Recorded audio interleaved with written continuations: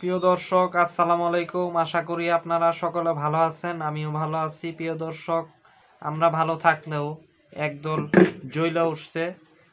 জ্বইলা ওঠার তো কোনো কারণ এখানে দেখি না, এবং জ্বইলা ওঠা উচিত আসলেই, কিন্তু সেই জ্বইলা ওঠা উচিত মূলত আল্লাহর পক্ষে। কিন্তু এখানে দেখা যাচ্ছে একদল মশাল মিছিল, তারপরে বিভিন্ন আন্দোলন সংগ্রাম সবকিছুই করতেছে আল্লাহর বিরুদ্ধে গিয়া এক বাউলের পক্ষে। প্রিয় দর্শক, আপনারা নিশ্চয়ই দেখছেন কালকে ওই ভিডিওটা, যে ভিডিওটাতে কুরুচিকর কথাবার্তা বলা হয়েছিল আল্লাহকে নিয়ে। তারপরেও আমরা আরও দেখলাম যে এই যে ফট মাঝার, সে এই গফুর, সে কি করলো যে শাহবাগে জড়ো হইল, আন্দোলন করলো, এবং তাকে নাকি ছাইরা দিতে হইব, এই ধরনের কথাবার্তা। আর মেঘমল্লার বসু মব্বাস, সে তো আছেই, এবং মশাল মিছিলের নামে আগুন টাগুন লাগায় তারা রাস্তায় বাইর হয়ে এক ধরনের মহড়া দেওয়ার মতো অবস্থা। বামেদেরকে তো আপনারা চেনেনই। তো এই হচ্ছে অবস্থা। তার উপর আবার এনসিপি, তারা এই ব্যাপারে বললেন যে আমরা হামলাকারীদের বিচার চাই, হ্যান তেন। অবশ্য আমি এনসিপিরে অনেক অন্যভাবে বলতে পারতাম, কিন্তু আমি বললাম না, কারণ আমার সাথে এক দায়িত্বশীলের এই ব্যাপারে আলাপ হয়েছে, যে আমাকে বুঝায় বলছে জিনিসটা, যে আসলে এটা হামলার ব্যাপারে তারা বক্তব্য দিছে। তো আমি সেই হিসেবে তাকে বলছি যে এখানে আরো বক্তব্য তো দেওয়া উচিত ছিল। আর তাছাড়া এইরকম মারামারি তো ব্রাহ্মণবাড়িয়াতেও হয়, প্রতিদিনের রুটিন। কিছু হইলেই তো মারামারি হয়। মারামারি এগুলি তো গ্রাম এলাকার একটা স্বাভাবিক ব্যাপার।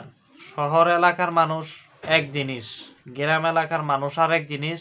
তার উপরে এইখানে মানিকগঞ্জে যে বিষয়টা হয়েছে, ওই হওয়ার বিষয়টা নিন্দনীয় হইলেও সব কিছুর ব্যাপারে একটা বিষয় আছে, যে আপনি আল্লাহরে নিয়ে কটূক্তি করবেন আর মানুষ চুপচাপ বৈশা থাকবো, এটা তো হইতে পারে না।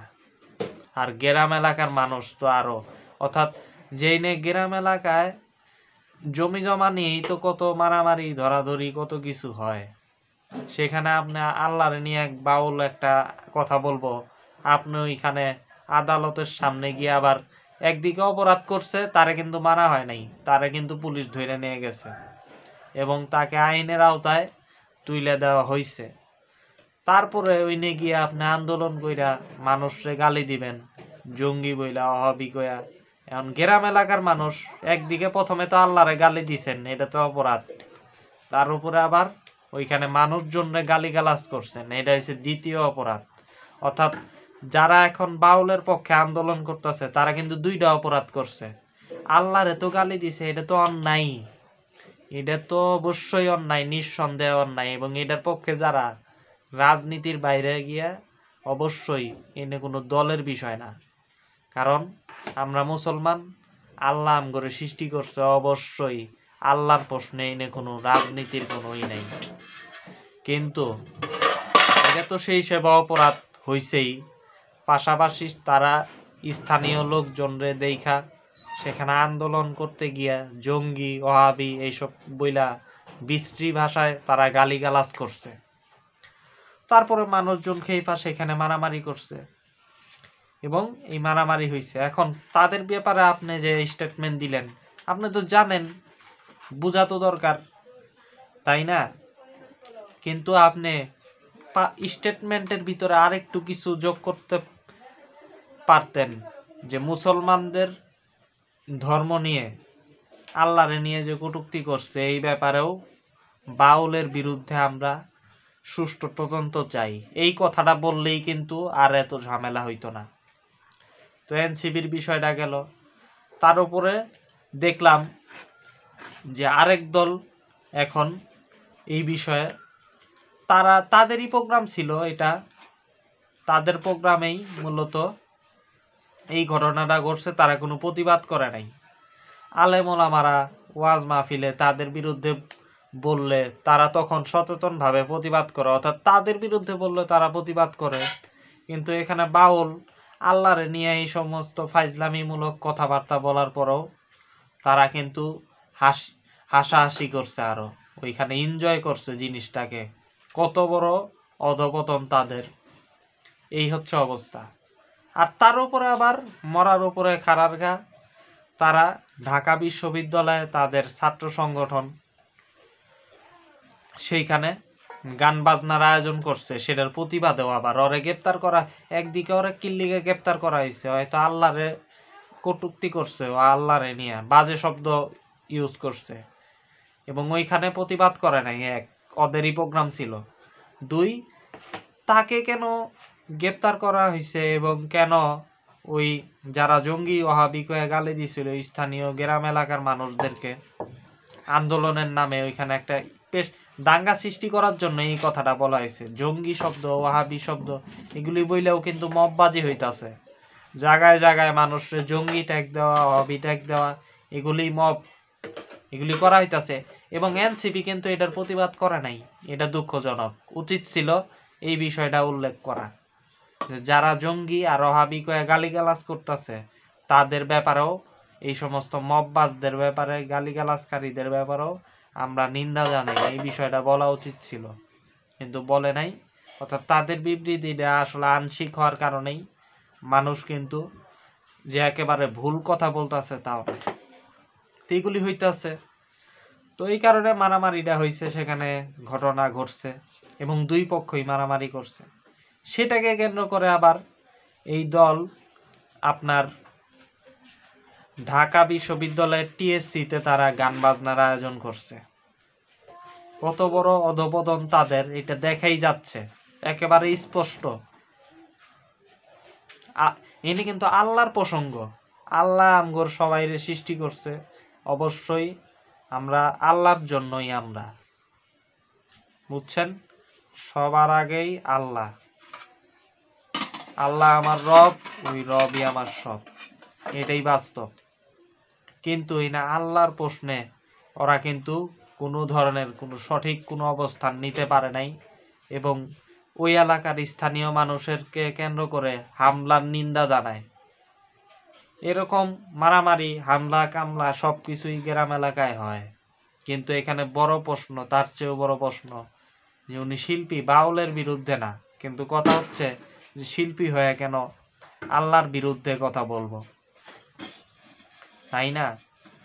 আর একদিকে এরা এই সমস্ত শুরু করছে। তো এই হচ্ছে তাদের অবস্থা। এগুলি আসলে দুঃখজনক। আর তার উপরে ফট মাঝার, সে একদিকে আইনের শাসনের লেকচার দেয়, বড় বড় বলে যে দেশে আইনের শাসন প্রতিষ্ঠা হওয়া জরুরি। আইনের শাসন প্রতিষ্ঠাই যদি হয় তাহলে তার বিরুদ্ধে তো মামলা হয়েছে পুলিশের কাছে, এবং সে এখন আদালতের জিম্মায় আছে। আইনের শাসন তো এটা, তাইলে তুমি কেস ফেস করো আদালতে গিয়া, তাইলে মামলা ফেস কইরা তারে বাইর করে নিয়ে আসো। আমাদের কাছে ভিডিও সারা বাংলাদেশে এই বিষয়ে খবর নিউজ পেপারে ছড়ায় গেছে যে সেই স্পষ্টভাবে আল্লাহর সম্পর্কে সে কি বলছে এটা ছড়ায় গেছে, এবং প্রমাণও আছে। পাল্টা তোমরা একটা প্রমাণ দাও যে সে নিরপরাধ, আদালতে প্রমাণ দিয়ে পারলে ছাড়ায় নিয়ে আসো, এবং এইভাবেই তো আইনের শাসন প্রতিষ্ঠা হওয়ার কথা। কিন্তু এই গফুর ফরহাদ মাঝারের নিজের লোক, এটার কারণে সে গিয়া এই আইনের পথ অবলম্বন না কইরা আন্দোলনের নামে অশান্তি উস্কায় দিতাছে। এই ফরহাদ মাঝার অশান্তি উস্কায় দিতাছে। যখনই তার লোক, মানলাম সে বাউল, বাউল নিজের লোক তো, কিন্তু অন্যায় তো করছে। আইনের শাসন অনুযায়ী নিজের লোকও যদি অন্যায় করে সেটাই তো তাইলে মাইনা নেওয়া উচিত। তাইলে কেস ফেস না কইরা তাইলে আন্দোলন কেন, তাইলে কেন এত ঢাকা বিশ্ববিদ্যালয়ের সামনে মববাজি? সুতরাং ফরহাদ মাঝার মূলত এনে কারণ হচ্ছে এটাও হইতে পারে যে ইচ্ছাকৃতভাবে এগুলি করছে